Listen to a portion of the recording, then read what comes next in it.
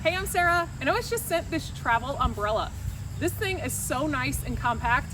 It's only 13.5 inches tall. You've got a nice little carrying handle here and a little case. It has a little Velcro strap to hold it together. And we get it out, it just pops right open. So this thing is really neat. You've got your little buttons right here to collapse it, and then you just simply put it back in. You're ready to go for next time. But it just pops right up. It's got all these metal reinforced all the way around here. And one thing I really like is it is double vented. So if you wanted to use this for just some shade for a sports game, you have airflow that you can get out of here, which is really nice to be able to block the sun. But you can always use it for an umbrella to withstand some water. So I've got my son here, he's gonna spray some water on here, and we are going to see it in action.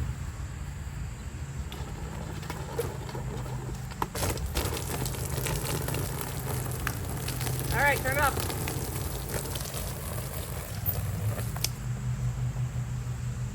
So there we go. That worked great. I'm not wet at all. Then whenever you fold it up, one of the really neat things that this does is it actually folds up to where the water is held on the inside. So whenever you put this back in your car, you don't have water going all over the place. It just folds it up right there, holds all the water in, and then you can collapse it back down and be ready to use it next time. Here's the umbrella up close. You see you've got your button right there, and then this little layer that goes up around the top, so that way it keeps your water in. And then we're gonna press the water. And here's your metal. It also has a reflective stripe all the way around the outside. So if you are going at night, it has this nice reflective stripe.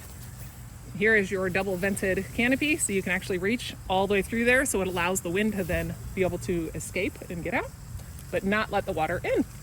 So this is a nice little umbrella that is easy to use. I love how compact it is. And put it in your car, holds all that water in, close it up, and you are ready for next time.